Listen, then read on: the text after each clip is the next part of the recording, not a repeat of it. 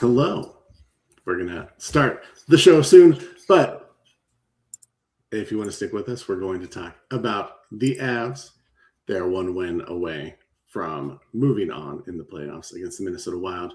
We're going to talk Nuggets, their offseason, whether we think they could be a contender next year or not. We're going to talk about the Rockies taking 2 from the Dodgers, which is, well, I guess you'll find out what we think about it. And, of course, I think that's it. Any Broncos stuff? I don't know. Guess you'll have to find out. We'll be back. Join us.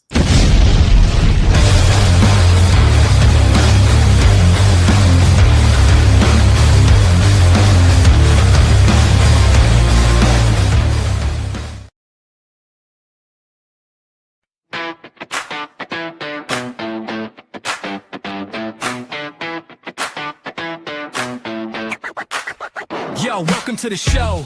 Let me set the scene. Mile High Sports Symposium, living the dream. Broncos in the house with that orange and blue. Nuggets making moves, watch that altitude crew. Avalanche bringing ice, check the skills they display. Rockies swinging bats, ready for on gameplay. Rapids in the mix, kicking it with style. Buffs bring the heat, put the rivals on trial. Chris and JT, they got the scoop. Give Mile High vibes, feel that energy rise. Sports on the menu, watch the crowd mesmerize. From football to hockey, we're taking it higher. Join the celebration, feel that sports desire.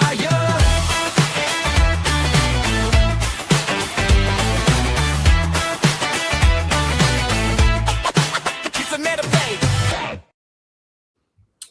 What is up, everyone? Welcome to Mile High Sports Symposium. I am JT Matthews, one of your hosts, along with Chris Whitwright and the doctor, Nicholas Manning.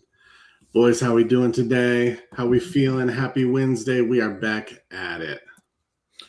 How do? We're good, man.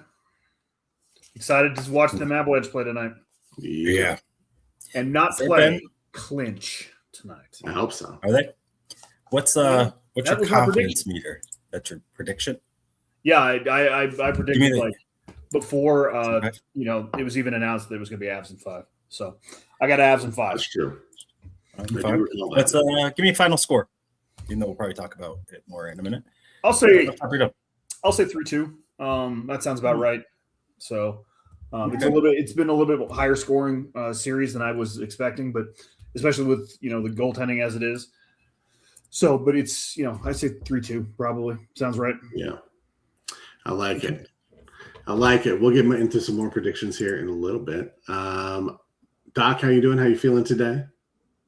I'm good. I was telling Chris, just sometimes you get in jams. You got first and third, one out. You gotta induce ground ball. You gotta get out of the inning. That's what I do. You gotta minimize the damage. Okay. Yeah, that's fair. And then when you come up and hit, you do the damage. That's right. Yeah. I like it. I'm good, man. I mean, the weather's weird, and it's like they were testing the tornado horn by my work, but I didn't know that. And I was like, there's no clouds. How do we have a tornado? It went for a long time. So I was like, weird. Just like today was weird. It's an odd one. Yesterday felt like it should be Thursday or Friday. But you know what? I get to hang out with my buddies and talk sports. So yeah. # first world problems. Absolutely. Always a perk for sure. We always looking forward to doing this, I should say. Let's just jump in there. Let's talk Avs because I think that is the game that is most pressing. Obviously, Avs play tonight against Minnesota Wild in Denver at what is it now? It's not the Pepsi Center. I wish it was Ball Arena. I wanted to call it the Can, and then I couldn't call it the Can. I know what it's actually called. You can call it the Can still because Ball Arrow makes the cans. They actually make the cans. Pepsi comes in cans. Right, but Ball is the company that makes. I guess that's true. They do aren't aluminum cans, so I guess that still works. Do they still all of it? They literally make all of the cans. I know, but do they still? It's even more appropriate to call it the can that it's Ball than it is with Pepsi. Even though you'd think the other way around, but insu facto, Ball makes all of the cans, literally all of the cans. Mountain Dew. They're gonna go play at the Can. Pepsi, whether it's right or not. I'm gonna call it that today. But we're calling it the can because we decided. We didn't get to talk about their loss, so I think it's important we talk about their loss. Yeah, yeah, right. I know. You only talk about losses if you have 2 in a row in the playoffs, dude. Come on. Is that the only time? That's the only time. Is that an unwritten rule? Yeah, it's a rule. It's a rule. It's science. For science. Well, I mean, their loss again. It was just kind of. I think it was just a speed bump. I mean, I don't think anybody was playing well that game. McCarr was off his game. Wedgwood for sure was off his game and got pulled for Blackwood, who's now since redeemed the Avs. So I mean, yeah, I think we need to talk about it only to acknowledge that it was just. I believe it was just a speed bump because nobody played well. Like none of the stars, none of the role players, nobody showed up, and it happens. So. Yeah, I mean it was a no-show. I mean that's the correct way to put it. It's interestingly enough though that cost Wedgie his opportunity to kind of ride the Avs wagon to Conn Smythe or just kind of being the starter throughout. I don't know how it's going to go, but it feels kind of like Gary Kubiak waiting for Brock Osweiler to stumble so you can go get Peyton Manning back for the playoffs. And you're just like, we got a window. Let's do it. Is he struggling? Is he? Yeah. Right. 5-1. That makes sense, right, guys? Right, guys? Yeah. Come on. Consensus. Okay. Yeah. So, but Blackwood, it worked. I mean, it is how they played all year. So the fact that they had one goalie playing 7 games in a row for the first time all year was, I think that is something to note. But I liked it that they got a speed bump. I mean, no team I think is going to go 16-0 in the NHL playoffs. I think Minnesota is probably their toughest matchup in the West, if I were to say. And so I'd rather have it 2-1. You got your speed bump, then then game 1 of the Western Conference Finals or the Stanley Cup Finals, where now you're down and you haven't really been down before. But the boys responded, and I think this last game was their most complete game of the playoffs, and it was nice to see Blackwood answer the call. In the last 6 minutes of that game, he was phenomenal. Yeah. Not that Wedgwood wouldn't have been, but I think there's evidence then too, I think, of what Bednar sees and why there's some confidence there, because when he's on, I mean, it's pretty special stuff. So I'm excited for them to close the night. I was listening to Zach By talk about it. They haven't closed a series in Denver in the playoffs since like 2008. Yeah, I saw that. That's crazy. Wow. So they won a whole bunch on their sweeps and all the stuff. So it's not all like, but they haven't won on home ice to close out a playoff series in a real long time. So that'd be cool. That'd be dope. 100%. I feel like that last game, the loss was, I think if you're going to lose a game against a good team, it's probably against O2 coming back home or going on the road to their home. It's probably the one that they're going to come out and firing. For sure. I don't know that you want to say pencil that in as a loss per se, but I think you see that happen pretty often. A good team responds when they finally get home and they're in their normal routine. I wonder what the conversation was, or if there was a conversation prior to the playoffs about the goaltending situation, just because it does seem odd for Wedgwood. I mean, Wedgwood gave up, 12, 13 goals in 2 games, if you count the crazy 9-7 or whatever it was of game. And I think you have to, obviously, but is it more like, hey, we're just going to play the hot hand. If a guy's winning, we're going to let him keep playing? Or do you think that there's a different kind of conversation like, hey man, you let this many goals by, we're going to see what Blackwood has and then go from there for next series? Like, it seems like it would be something, especially with how fluid the goaltending situation is, that would maybe be a little bit easier handled by having some sort of plan, as opposed to being like, well, let's ride whoever's hot right now. I I just wonder what that looked like or looks like. Yeah, I don't know. I think again, I think this is first world problems, right? I mean, we have Sure. two really good goaltenders, and we're just going to ride the hard hand. I mean, I think Bednar mentioned this before the playoffs started that this is the strategy he was going to go with. So, and we're just blessed to have two very capable goalies. So, I mean, I don't think it's the worst thing. I would prefer if they, maybe went back to Wedgwood if they end up closing out the game tonight and say, okay, next series we're going to get Wedgwood back in goal. But, as long as they're winning, man, it doesn't, it cures all those ills, right? Yeah, and you hope that that's like the attitude of those guys too. Like, hey, if we're winning and I'm doing my part, then that's what matters most. But it's a tenuous situation for there's only one goaltender on the team generally. We've seen a few more like goaltender by committee, one or two guys, or two or three guys, I mean, in recent years. So maybe that's more becoming more of a trend, is just to have two solid guys as opposed to one guy that has to play the majority of the games. But yeah, Avs have a chance to close it out today, and we'll see who is between the pipes. Have they already announced it? Do we know who's going to goaltend today? I'm going to Google it right now. You Google. I should have looked, but I didn't. I mean, That's all right. I would assume it'd be Blackwood. I bet it's the hot hand, man. I would think it would be Blackwood too. Yeah, I actually think they probably the plan is we based on how we're doing or how we're feeling, and both you guys need to be ready. Wedgwood's probably going to play again before this playoff is over. Blackwood probably will come back in too. I mean, I think that's how they played all year, and maybe without rhyme or reason now with with 2 games on, 2 games off, or that kind of thing. But I think that they both have to prepare as though they will be needed in every game. As you saw, they might be.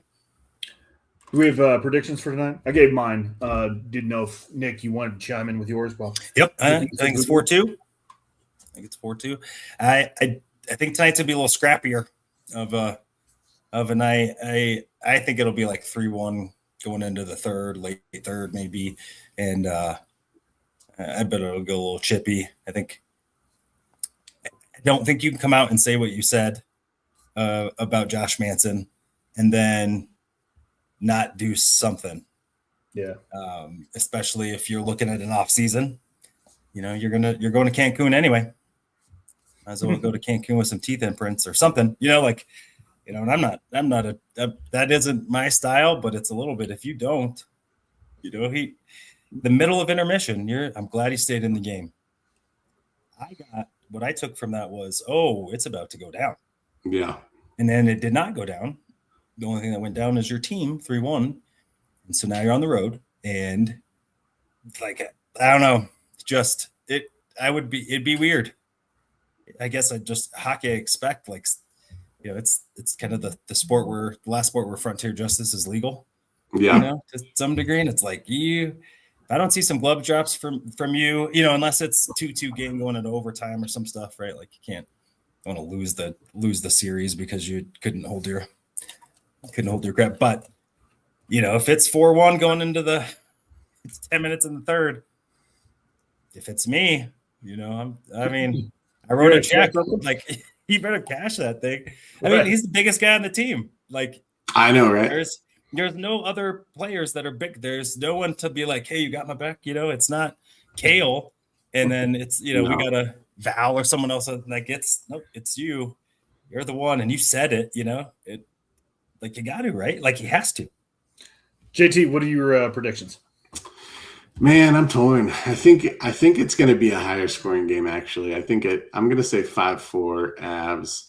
I think the Avs will close it out. I just, last game was real tight.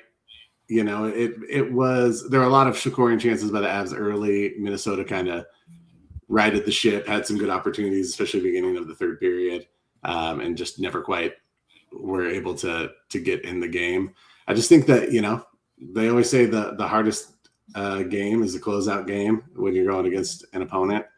I think Doc is probably right. I think you're probably going to get some some fireworks, probably early on too. I wouldn't be surprised if someone's dropping gloves off of face off, maybe not the opening face off, but early on in this game.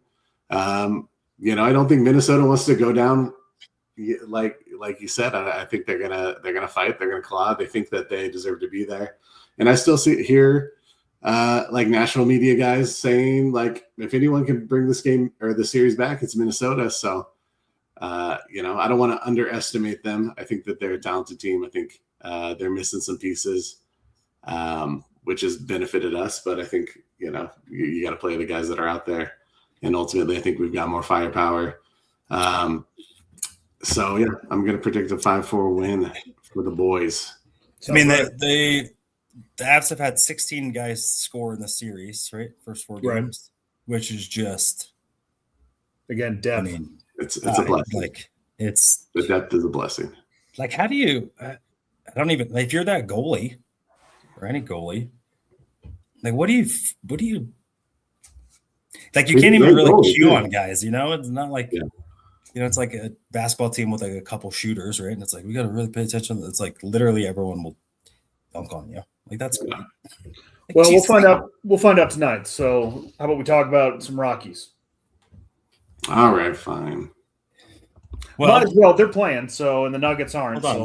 That is very true. That the Rockies are playing, and they're playing much better than last year already. I will give them props. Hold on, but before we do, as the Rockies apologist of the group, okay, I do have to make note that they've stumbled. They have a little lately. Sorry, before you do that, I'm going to interrupt you. And if you haven't checked out our interview with Drew Cressman last year or last week, go check it out. Yeah, he was great. So I thought it was an interesting conversation to be had. So very good. Yeah, I mean, Drew's literally one of the best. I was talking. So Drew, when what? It's 2016, maybe. And he, the Rockies had not been good again, the things. And they started to play a little bit better into 2016. And I listened to a podcast that he did. He actually was doing it with Jake Shapiro, who is over at the Fan now. Mm-hmm. And the way he talked about baseball in the Rockies, it was just this optimistic feel to it. And it was awesome. And I tell him all the time, man, I was you were part of the reason I got love for baseball back. It was great. And then obviously when the Rockies are taking off in 17 and 18, that was just who better to kind of take that ride with than Drew. And so respected him ever since. Does such good work. Yeah, we need to have him back on sports now. And for sure, just a good dude. So yeah, he is literally the best. Anyway, you were saying about the Rockies thing. Yeah. So they almost got no hit last night. They did. Paul Skeens but Paul Skeens is pretty good. Yeah, and he is pretty good, as the kids would say, on one right now. Yeah. I think his ERA is 1.13 or something over the last month or something. It's just it's absurd, and so you he's going to make the best Dodger ever. Yeah, but winning 2 games, they're 2 in their last 3, but they got swept in Atlanta after dropping the first game pretty sadly, and then same with the first game in New York. You're kind of struggling through a road trip like yesteryear. So you definitely feel like the shine has come off a little bit of the boys. That said, I mean, this product is just so much significantly different than what we've watched. And so Chase Dollander still looks like he's that dude, which having a guy come out and say, I'm here to dominate lineups as the Rockies pitcher.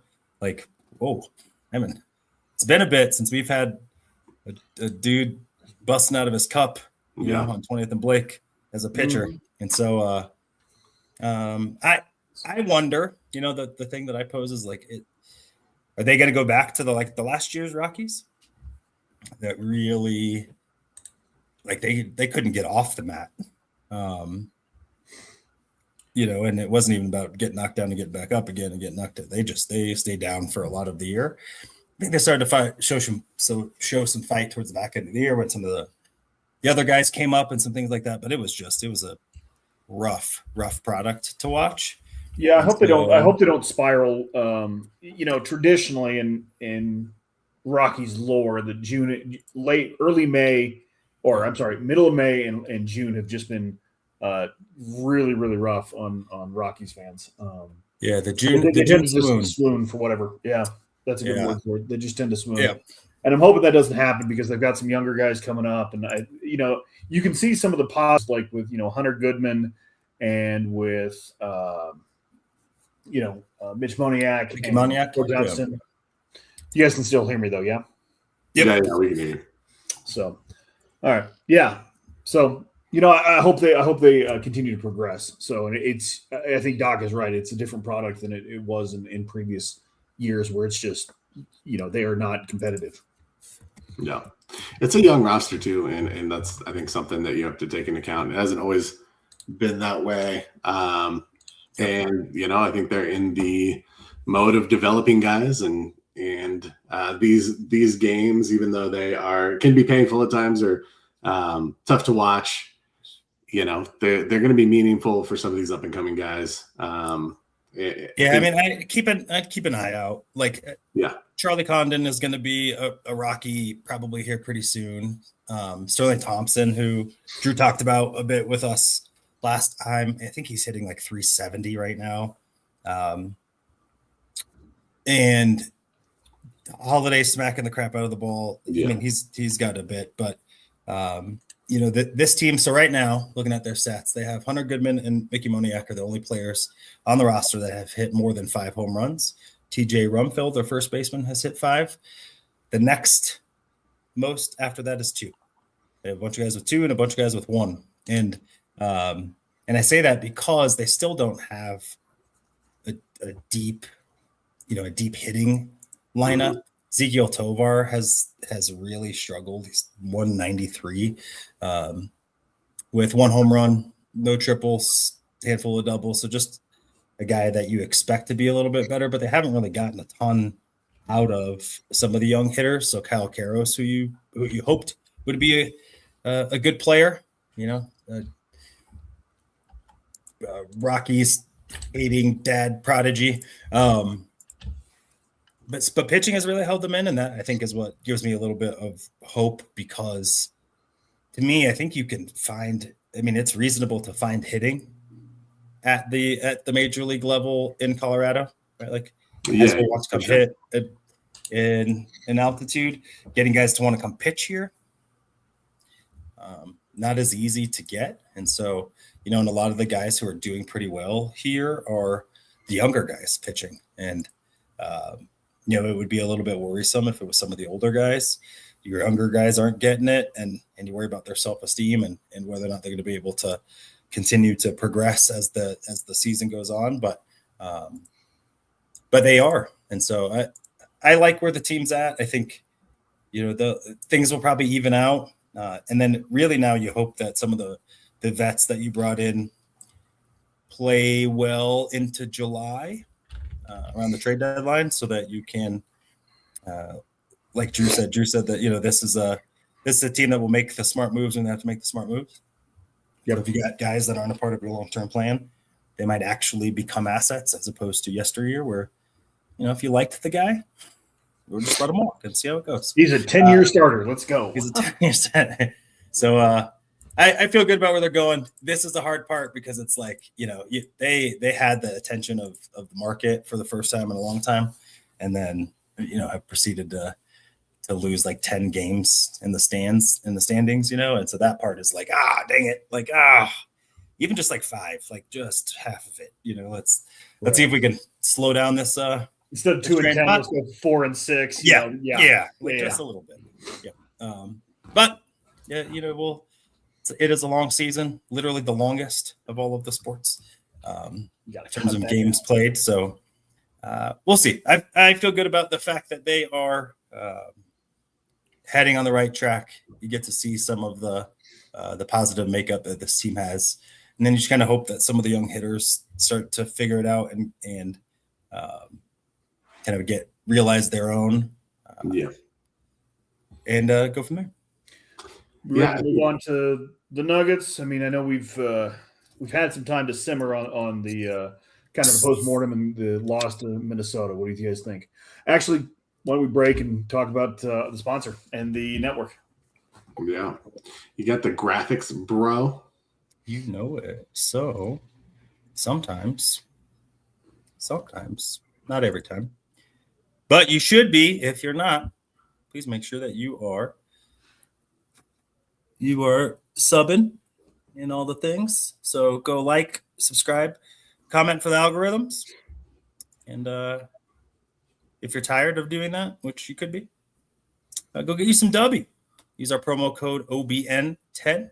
Save 10% off your order at checkout. Remember the Orange and Blue Network 10 or Bounty X. It's all better because W has a whole bunch of stuff that is good and a whole bunch of stuff that's not. Again, if you can't pronounce it, don't drink it. That's what my mom always told me. Actually, I don't know if she said that. But we are one of the awesome shows on the network. JT's going to line you up for all the other ones because there's plenty to choose from. There are plenty, and especially if you're looking for Broncos coverage. Specifically, we've got a number of shows on the network that are Broncos specific. You've got Orange and Blue Blitz Mondays and Fridays at 11 a.m. You've got Bronco Bros Mondays at 7. Nothing Rhymes with Orange and Blue Tuesdays at 7:30 p.m. Ourselves, of course, Wednesdays at 2:30-ish. Colorado Broncos Talk, Wednesdays at 6 p.m. Mile High Outcast Thursday at 7 p.m. Our Spanish Broncos show, Viva Los Broncos, Fridays at 6 p.m. And then, of course, your breaking news, pregame, play-by-play, and postgame every game day shows, Fresh Squeeze, Get Bucked, The Bucking Booth, and Buck Your Feelings. So always lots of Broncos content to digest here on the network. So please visit them, tune into their shows. I know that they are big supporters of ours. We are also big supporters of them. So we give it love around the network. So please check them out. Like, subscribe, do all the algorithm things for this YouTube All stuff. the things for sure. All right, now we can talk Nuggets. Chris, you want to line us up? Yeah, so I mean, it's been a couple weeks since we lost the final game of the series to Minnesota. It was certainly a disappointing end of the season, at least for me, because we started off the series really well, and I was confident that the Nuggets were going to move on and maybe play the Spurs, but alas, our defensive deficiencies and honestly, like Minnesota just kind of beat us up. Yeah. So sure. it was a rough end of the season. So, JT, thoughts on kind of how it ended? Yeah, man. I thought going into the playoffs, I was probably the lowest I've been on the Nuggets in a while. They had just won that game against the Spurs, and I was like, all right, maybe they're getting that fire back. Maybe they're finding that chemistry just in time. They had that win streak going into the playoffs, and it felt like maybe this team was going to emerge. But I think once you got past game one, and even at points in game one, it just felt like the Nuggets, A, were missing some fire, some fight, and B, just didn't look like they wanted to press the issue, at least from a physical standpoint. And so I think those were kind of my biggest takeaways after everything is just like, and now watching the Timberwolves play the Spurs have been, super aggressive back. Wemby got ejected the other night for throwing an elbow at Naz Reid's throat, which was, I don't want to say I applaud it, but I definitely liked the fight that he showed back. Guys are shoving him, hanging on him, and he's not going to take it. It's just, that's the kind of fight I wanted to see from the Nuggets in the first round, but it was. How much do you think that hurts from a 170-pound man? I mean, Naz Reid is like 245, but Wemby's like 170 pounds. Yeah, that's fair. I mean, it was But he's all bones, man. That's That's a lot of bone. sharp bone. elbow. Sharp. Yeah. Yeah. That's how they cut people bone open in the bone on UFC, throat. those downward elbows. Fair. Yeah, that's fair. Doc, how much did like injuries play into this? Like we were missing Peyton Watson for a majority of the series. Aaron Gordon was in and out. Like, what do you think? Yeah, I mean, I think a healthy Aaron Gordon probably changes everything, and I feel like this team knows that, or like when you really, I was looking for someone really to fill that void. I know Christian Brown came out and said he's the vocal leader and he's going to be better and all the stuff, but Aaron Gordon's been hurt a lot. So why not? Why next year? Why are we not stepping into the void now? In my opinion, we were still the more talented team in Game 6, obviously with the injuries that they had. So I don't think they have the toughness in them. I think what JT said is on point. I think when your star gets ejected from a game because he's like, nope, like you're about to catch one. Not that I want Jokić necessarily, but I don't not want it. You need somebody to like, someone, and I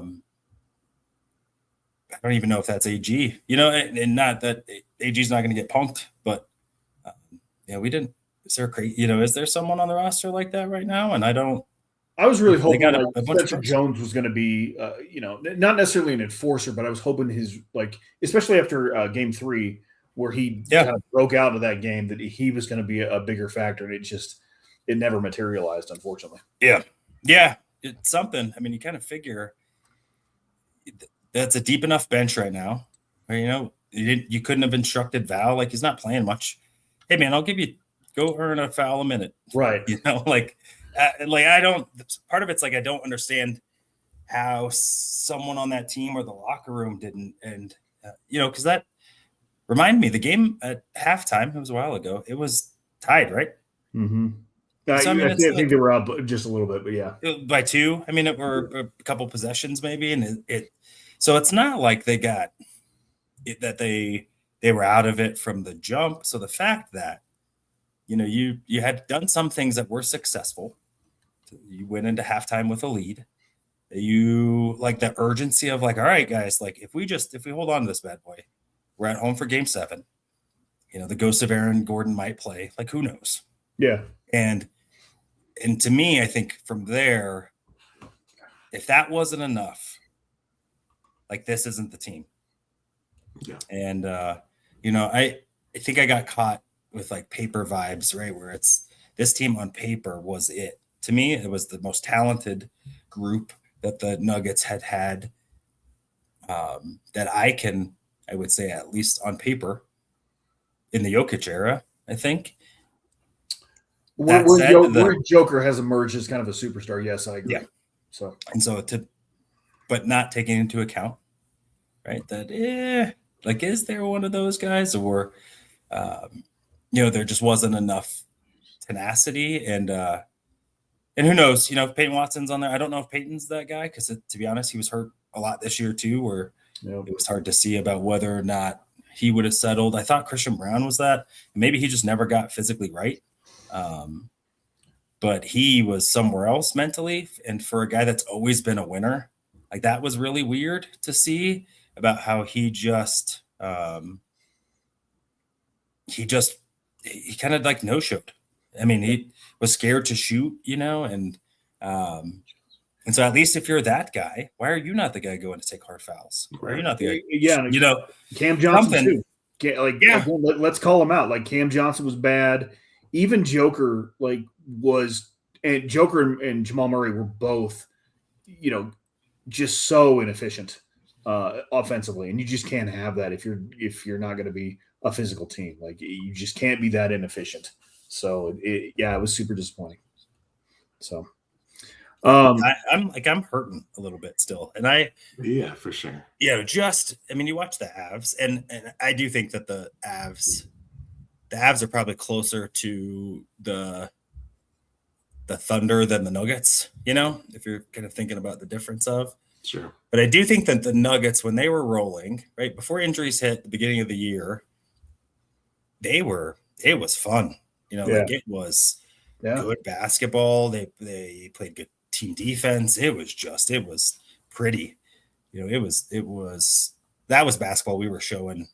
The net, like you watch, like that's how you swing it around, and like that stuff was great. And then the wheels fell off, and then I don't know if I felt better or not that after the fact, that was the most pulled together that I've seen Adelman since early, like, that's the articulate, like thoughtful coach that I thought we were, not the spoiled brat a little bit. That's like, can't hold those guys accountable and then is mad when the neighbors get upset with his kids, well, maybe make sure your kids are doing what they're supposed to do. Like, geez. Yeah. So I don't know how I feel about all of it, but I don't feel like Kroenke gave us much in the terms of like, what are we actually going to do? I think everything is on the table, but everything should always be on the table-ish anyway. Like, you should always be listening to stuff to make your team better.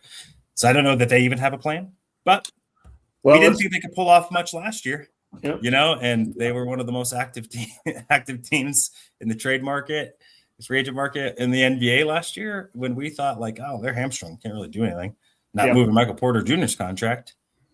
And Sarge's contract too, because that was that one by far was like, who was one? Like, his mom wouldn't even take him back, Well, speaking of, let's JT, you made some notes about that end of year press conference that the Nuggets had last Friday. It was Adelman and Josh Kroenke and kind of everybody that was a difference maker kind of got in front of the press. And so what did you think of that press conference? Well, can I say the one quote too, JT? Let's see if you want to take it off from that. Continuity is good, but change can be good. Yeah. That was, I think that's where they want to enter the offseason. I think that my takeaway is that they are open to making changes, but they're not going to tip their hand and act like they're desperate to make changes. If I had to guess, I think that they are going to field phone calls for everyone except for Jokić. I think Kroenke said as much, like, we're not necessarily looking to shake things up, but we're listening to offers. And it's going to make the offseason a really interesting and fun one for fans to get in the trade machine and see what they can doctor up. I don't know if it'll be fun for the nostalgia piece of it, because we all love Jamal Murray and Aaron Gordon, but obviously they're going to. Sorry, my banner says Jamal hater of the bunch. Yeah, it's true. It's true. I'll speak for myself then. I would still be sad to see Jamal go, but I do think that change is sometimes necessary. I think there is a level of continuity that's good and positive, and then there's a level of continuity that kind of breeds stagnation. And I think that maybe this team has gotten to that point. You lose a big voice like Michael Malone as a head coach. You don't really have a vocal leader. I think Jokić, coaches from the sidelines sometimes, and you see him step up, but I don't know that he's necessarily seen as kind of the de facto leader in the locker room. I think that there is some change coming, and I was surprised that Adelman wasn't kind of the first chip to fall with that. It seems like they were very complimentary of his coaching job. They essentially called it a success year one, which I understand.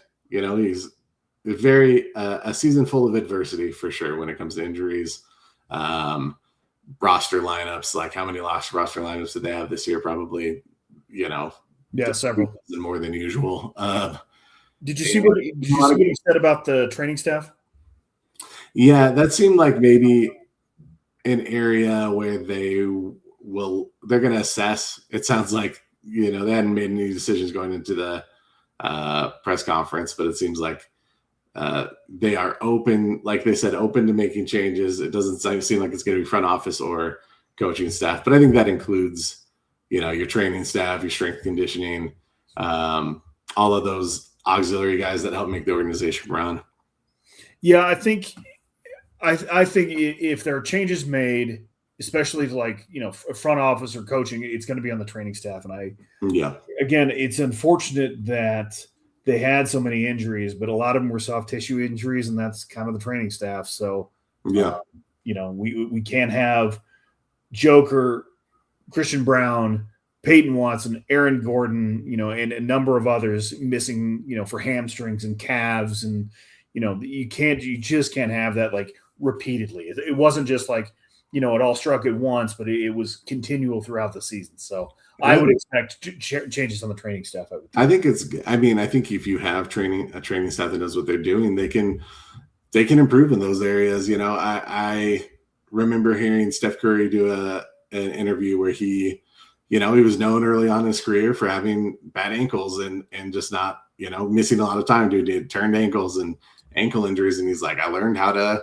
strengthen that area. I learned how to train, or what stresses I could and couldn't put on my body when I was training to keep me from having those injuries. And, obviously he still comes up with an ankle here and there, but, it's definitely improved from beginning of the career to the end.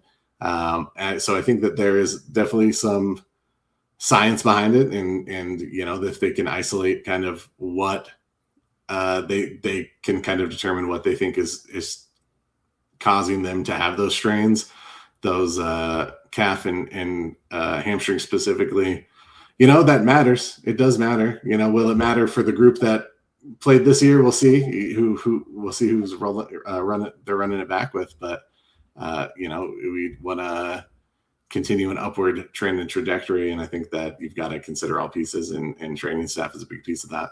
Yeah. All right. Well, let's explain a little bit of the cap situation that's going on with the Nuggets right now. It's estimated that they have like $203 million already tied up in 8 players for the next year. And $222 million is the second apron. Yeah. And generally, and to kind of explain the apron situation, the apron is, if you go over the apron, you're taxed a certain amount, and it's paid back to the league to, kind of redistribute among the teams. The second apron is by far the most restrictive. So the first apron, which isn't as bad. A lot of teams are over the first apron, but the second apron gets absolutely brutal when it comes to these cap situations. So with only 8 players tied up, like where do you think we go from here? I mean, I would expect us to, make a run at Peyton Watson and try and lock him up. But I think we got to find some players to go, unfortunately. Yeah, I mean, unless they're willing to go to the second apron, they haven't shown that is something that they're really willing to do. And under the Rockies, especially of late, I think you'll see some guys get moved, whether that just be, Cam Johnson or Peyton Watson walking away.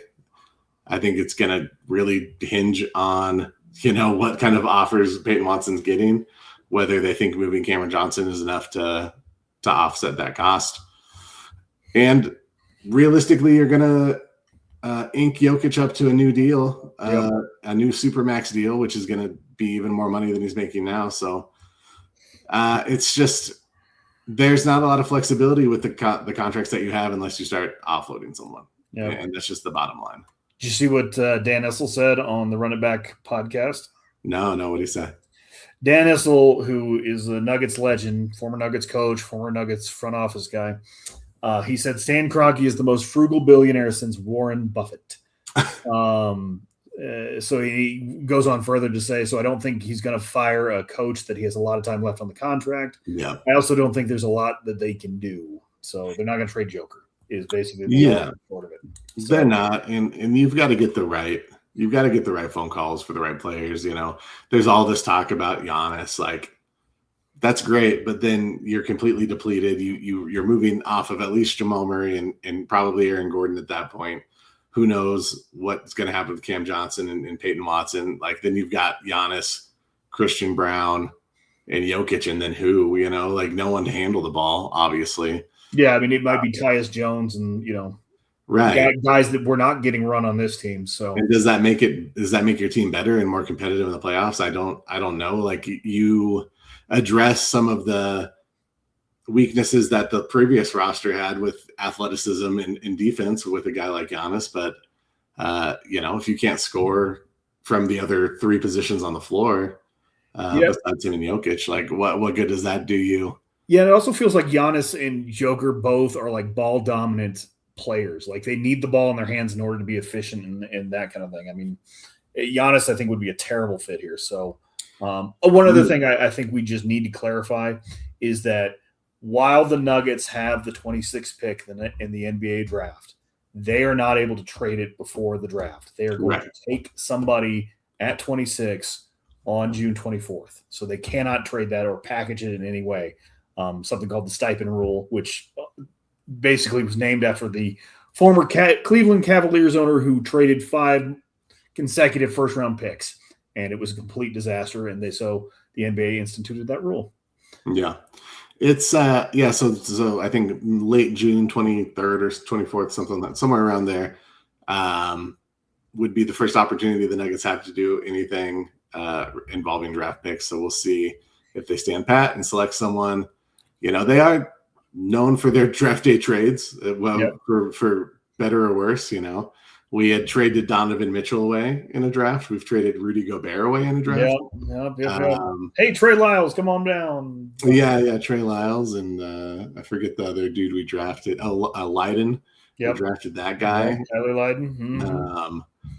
Mm-hmm. So they haven't really been super successful. They were smaller. They were like prospect for prospect deal kind of things. And you never really know, but like those ones still sting. Oh yeah, for sure. And they set you back. But they'll have an opportunity to kind of get the off season moving right around draft time. There's already, rumors about LeBron. What's LeBron going to do next year? Why, what's his name? I can't remember his name. Jake. I can't think of his last name. He's from the Bleacher Report, and he's one of their NBA guys, one of the Lakers guys. Jake Shapiro, is that? Not Shapiro. I'll find him. But basically, he's on the record saying like LeBron might be willing to take him minimum vet min contract wherever he goes, and that would make sense for the Nuggets. And Nuggets are right now third best betting odds for LeBron's landing spot next season. Really? So, yeah. I honestly am surprised by that. I would have thought like it's Cavs. Okay, go ahead. Cavs first, Golden State second. No, those were my two. Third. And then we're third. All right. Well, so I don't know. I think, like Daniel said, I don't know that like we'd have to offload like Cam Johnson, as a dump to even consider LeBron. All right, but putting on our hypothetical GM hats, do we have a favorite like move that we want to make for this Nuggets offseason? Man, I think really, and I've texted this to you and Doc. I think I love that Aaron Gordon became a shooter.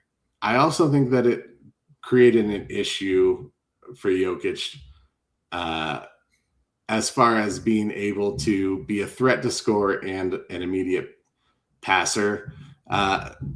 The passing lanes that he's been getting recently are all out to the perimeter, right? Like generally he gets it down in the post.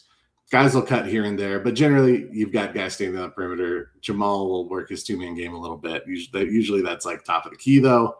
It's not down deep.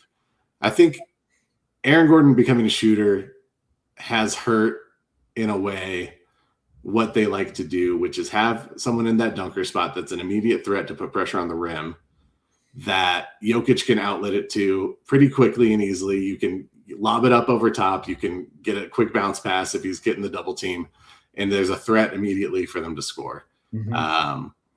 I think losing that has been a big thing for them. And I think out of necessity for Aaron Gordon, like this dude has not been healthy. His legs have not been under him for 2 years now, essentially.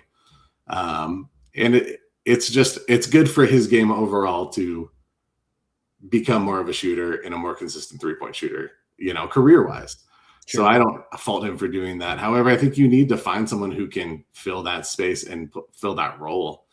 I haven't really gotten into the like who is and isn't available. I was very curious though, so I was watching some playoff basketball and the Knicks have a backup center, Mitchell Robinson, who is just a beast. The dude can't stay healthy, so there's always a caveat there. Sure, big dude, huge, physical, but athletic. A guy you could put in the dunker spot and can be a threat immediately. Can protect the rim. You'd have to figure out how to use two centers like that in a lineup. But the Cavaliers essentially do it. Teams do it. Yeah, it's just a matter of finding someone who fits that, fits a scheme that you can make it work with your best players. And I think Jokić can play with anyone, genuinely. I think that he needs to. They just need to find someone who can fill that Aaron Gordon role, that can apply that pressure to the rim, that can be a more athletic presence. Obviously, the defensive contributions you get from Jokić are not going to be super impactful around the rim and rim protection. But, I think that if you can find someone who can help mitigate that kind of defensive deficiency, maybe it's worth taking a shot. Is that your number one need for the offseason? Is that big guy again? I think it's someone who can occupy that dunker spot and put pressure on the rim for sure. That's just that's my personal belief. I think that's the biggest need for the team.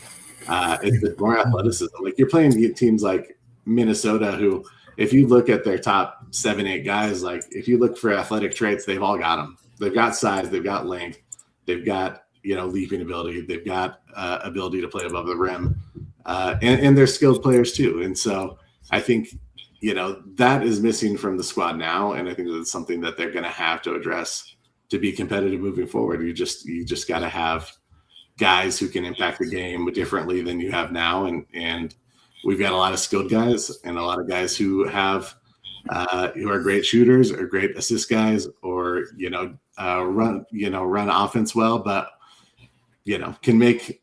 You need a guy who can make something or nothing into something by just pure athletic ability, and right now they don't have anyone who can do that. Nick, what say you? What's the biggest need for the Nuggets this offseason? Yeah, I mean, it's you got to get bouncy. You need guys that can defend multiple positions. So because Jokić is a good defender. I don't like that people say that he's not a good defender. He is not an athletic dominant presence at the rim. But because of that, I think you do need other guys to be able to make it up. And in this season, I think you really saw, especially with Aaron Gordon out, the lack that this team. I mean, Peyton Watson and Aaron Gordon really were the only two real athletes on the floor, which I don't think I thought of as much because, Cam Johnson is a smart defender. Tim Hardaway Jr. is a capable defender. Bruce Brown, right? Those are guys who aren't defensive liabilities that you think. That said, when you put multiple guys on the floor who are just smart defenders, but not, don't have the plus traits of length or height or quickness, no plus traits, then it just got exacerbated. And I think it was hard to take into account until you saw it, and it was oh geez, and that's why I think Christian Brown wasn't right, because he is a plus athlete and wasn't athlete-y. There were the bounce wasn't there, the quickness, the power to his game. Something wasn't right, and I think that's something that they have to address. That's why you took Deron Holmes, right? You took a guy that could defend multiple positions. Where is that guy? Somebody put him on a milk carton. Where is he? That was the guy that was drafted to be the bouncy, run the floor kind of guy. He doesn't get any run. I mean, you think part of the reason why Adelman, I thought, was supposed to be the elixir was he was the anti-Malone, right? Was going to do that, play things. And as a coach myself, at times it is hard to go against what you trust, even if there's more potential, right? It's just the more you coach, the more risk adverse you get. Because more games are lost than they're won or whatever, all the things. That said, it was pretty damn glaring all season where it's just they don't have that. So you don't play Val because you are in love with the small ball lineup. You have a athletic big who can step away from the basket as well. Yeah. Allegedly. We traded up to go get him in the first round. Right. Like it wasn't all like allegedly though, because we didn't really see him play. And again, we don't know. And that to me is like what were we doing for the first 4 months?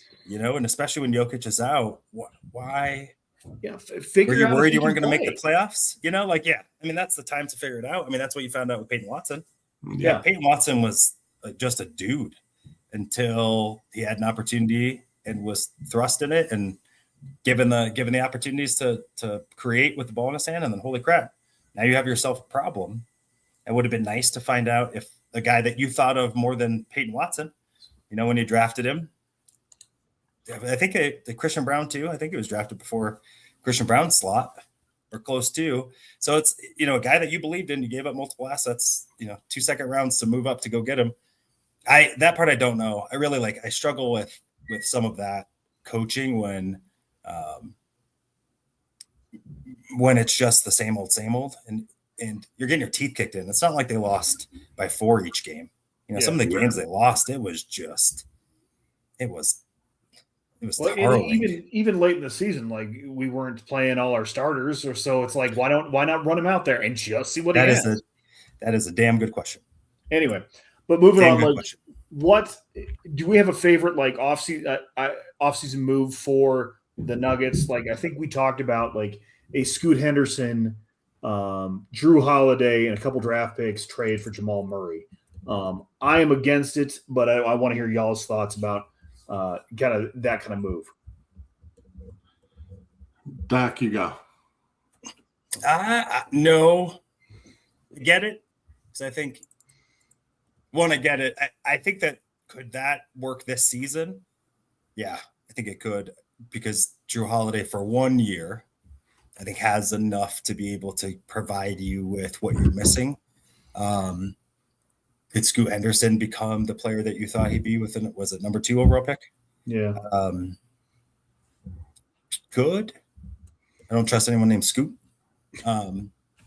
First round pick. Ideally, if you're trading Murray, they're going to be better. So that first round pick probably isn't as good as you think it is. In the end, you swap them around. I think you only do that really if you're change for change sake. You only do that if you're keeping Peyton Watson, because you got to be able to, I think, diversify the shots. That to me just feels like changing for change sake. I don't know much about Scoot Henderson on the defensive end. If you're not getting back plus athletic defenders, then what are we doing here? So a guy that just had his best season, we'll probably get some all NBA votes at least, first, second, third team, maybe even a nod. It was an all-star. In Jamal Murray. And and if you're ever sending the best player out, you better get multiple starting assets. Christian Brown should come off the bench after this deal. That's what my feeling is. And if that isn't the case, especially because the 2-man game was off this year. I think some of that had to do with Jokic's injury and then him shooting his way back into form. There were some games where he was god awful. And I think that impacts how you play when things aren't working. You start trying to adjust, and then you don't go back to what worked, what has always worked. Their 2-man game is the best in the NBA. Yep. And so, which you've won a title with, we've seen it be successful. So it's not like this is hypothetical in nature. We have data. I think my biggest thing, to be quite honest with you, is if Peyton Watson, I know that they want to win if Peyton Watson's the Nugget. And if we find out that Peyton Watson's a Nugget, and mind you, they can still trade Cam Johnson, or they can trade, they can still make moves, but I think signifying we're going to keep really good players that fit the archetype. We need athletic guys who can put the ball in the basket, right? Shoot threes, play D. Obviously, I think Peyton Watson showed up to be a little bit more. then I'm going to feel good because I feel like at minimum, they're making deals to be better today, not deals that can make them better in the future or to get under the cap or whatever that might be. And then from there, if Peyton Watson stays around, because really the only tradable assets you have are sign and trade with Peyton Watson. Yeah. And Jamal Murray. I mean, Cam Johnson, maybe but he'd be a plus in to probably get right. It's nothing that what you would get back for Cam Johnson won't make your team better. Nope. Unless, you're trading him for some back end Euro stash that you have the deets on that we don't know about, which could happen. Jokić, whatever. But really, like the only thing that can move the needle for this team, and mind you, again, they're layered in the West, which is just like, have you ever seen a conference in any sport where it's just? Can I go back to the trade, because I'm going to give the other side of the Portland trade since we're talking about it. I hate it. But you said you didn't like it. Yeah, I hate it. And the reason I hate it is hate because it. Yeah, I hate it. Don't say that. We don't say that, Chris. We do. Tell your kids to say that. Because I think, again, like you mentioned, we're shipping out the best player.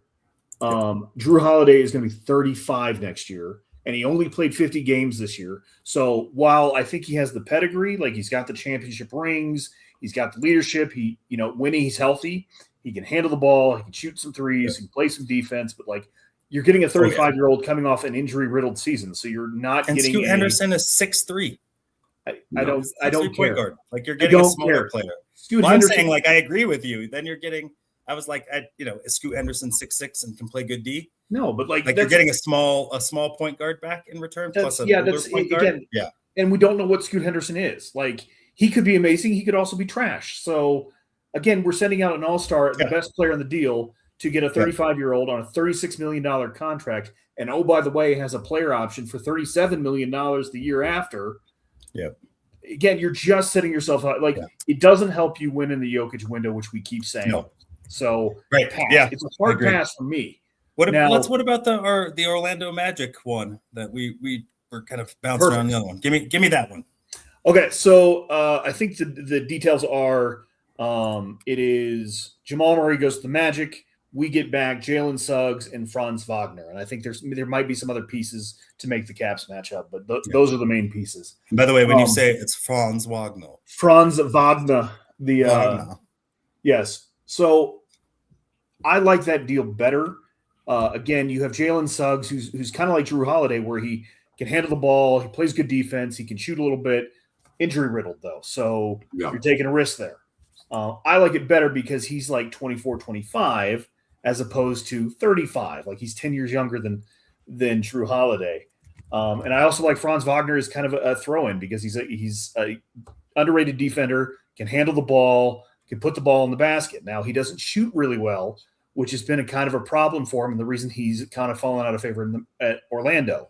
But again, like you get a more athletic defender, and you get on the wing, which you need, and Jalen Suggs, who could help replace Jamal Murray because he's a better ball handler and a better defender, in my opinion. But again, you take on that risk of the injury. So I think it helps win now. And I think with the Magic, you are saying, okay, we're kind of moving out a bad shooter for a really good number 2 option for Paolo Banchero so he can play a little bit better. And hopefully they get into a better tier of the East. So, JT, do you got thoughts on that? I mean, I like it. I like that you're getting younger guys. I think that I like Suggs as a player. I do worry about his injury history already. Obviously, he's a dog on defense. That's where he makes his bread and butter, which would be a nice change of pace for our guards, to be honest. We thought we were getting a little bit of that with Christian, and that fell off, whether that be due to injury or just, ability. I don't know that it fixes anything right now, though. I'm not sure it moves the needle as far as being a competitive. I think you'll be essentially in the same spot you are now. It'll look a little bit different. But I don't know that it moves the needle for me as far as being a championship contender in the West. So I like it to a degree. But I just still have questions about those guys in particular. And I think if you're going to trade for a guy, like trading for guys with injury history is tough, especially guards, the injuries that Suggs has had. He's going to be key. You're going to need him on the court. Right now, you're already strapped for ball handling. So you got to be able to rely on those guys. So I think it's interesting. It's intriguing. I wouldn't hate it, but I don't know that it moves the needle for me as far as making them a contender again. Yeah. Nick, you got thoughts? Yeah. I mean, would I be, if that was the move that they made, again, if they bring back Peyton Watson, then, I think, now you're younger across the board around Jokić. And I kind of like someone was, who was it? I'm trying to remember, but it was kind of, what about like the Dwight Howard philosophy, right? Where it's like Dwight in Orlando, where it's like Dwight and a bunch of shooters and guys that could play some like that's it. I don't need ball handlers because in the end, Jokić is going to handle the ball most of the time. You just need someone to bring it up the court so he can get it where he needs to get it. The guys that can knock down shots, cut to the basket, and play good D. And, at least then you flip your lineup to guys, most of the guys are 25 and under. Mm-hmm. You're probably not relying on Aaron Gordon maybe to be as necessary on the defensive end or rebounding with Wagner, et cetera. And so I'm never thrilled it's never awesome when you lose the best player in the deal.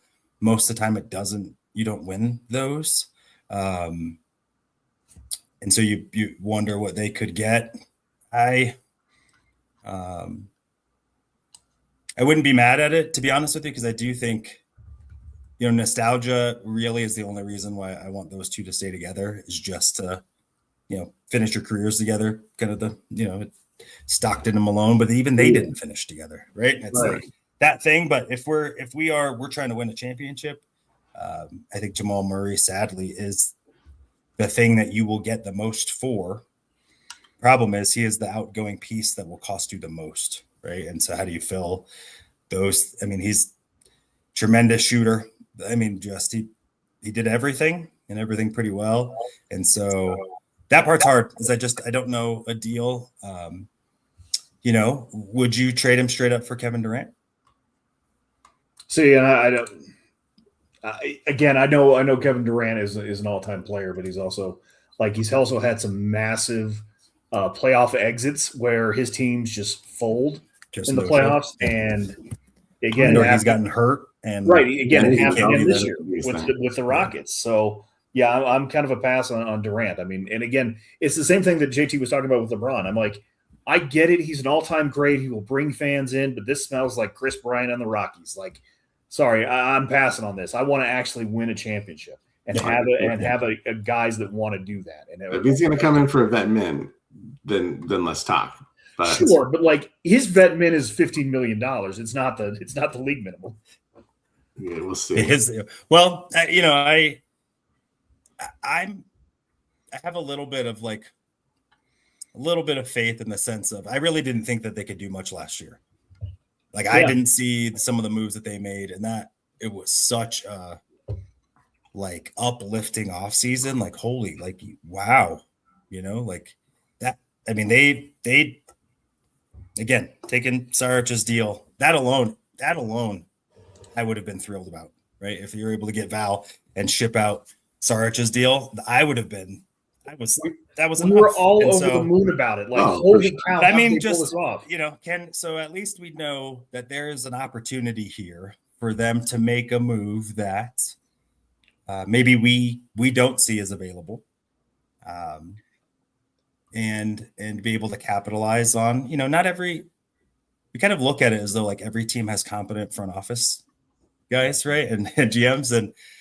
That isn't always the case. Evidence by the Sacramento Kings. May I present? Evidence is the Dallas Mavericks. Well, they just hired Naz Ujiri. You watch out. You watch. I mean, but before that, when you send out the greatest, we didn't know the shoe salesman was not going to be a good GM. Who knew? It's weird. It's weird. Right. It's weird. But you know what? I'm gonna after this. This. I appreciate it. You all let me get some of my feelings out. I was mad. I didn't even want to talk about Nuggets and stuff. Yeah. Every time they came on the radio, I turned that crap off. It was just at least last year, I felt like, you know what, I'm proud of that group. Like that's a wagon. Yeah. That Thunder team, they took them. You had opportunities to even, maybe take the series.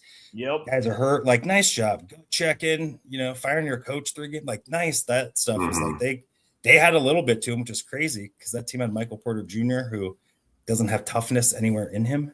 And then you fast forward to now, and it's like that guy's nuts. The flat earther was like, yeah. Right. We would have won it all if he was here. Yeah, didn't win it all of the change other the years. physicality for sure. MPJ for sure. was the missing piece. Yep. So here we are. But you know what? Watch out. They're gonna make a move that we're gonna have to do like an emergency pod for. Oh, for sure. I'm here for it. We'll be thrilled for it. For sure. I'm gonna try and do some sort of off-season simulator or something. See if we can do a GM. GM pimp my Nuggets. I'll try and have something for the next show or the show after that. Cool. Because I think that, like I said earlier, like as a Nuggets fan, the world's kind of your oyster if you're trying to rebuild this team. The one constant thing that is gonna be there is Jokić, and then outside of that, you're free to kind of let your mind and imagination go to work on these trade machines and stuff. So I'll see if I can piece something together that will make this team look different, but also feel like they could still compete. And we'll see if it's possible. I don't know if it's possible. I guess we'll see. All right. Yeah. All right, y'all. Well, I think that is it for today. Go on. I think next week we'll have some Broncos schedule to talk about. Sure. We did see the Broncos are playing Monday night against the Chiefs. 15-2. Yeah, I'm a little mad about that, but here we go. Yeah. Hopefully, do we know? Did they say if it's a home game yet? It's a away game. Yeah, it's an away game. Yep. Chiefs get first Monday night game coming off 6-11 and all the things. Yep. Lame. Yeah. At least the Monday night game was on the first Monday. Yeah. We get the Giants for the 6th year in a row or whatever. So, yeah. Well, at least you'll start 1-0. All right, y'all. Well, we appreciate you being here. We're gonna go, but we will be back next week. Again, 2:30-ish. Please join us. Like, subscribe, all the things. Support the network. But thank you. Be kind to one another. Be safe out there. And if you need a sports prescription, ask a doctor. Gotcha.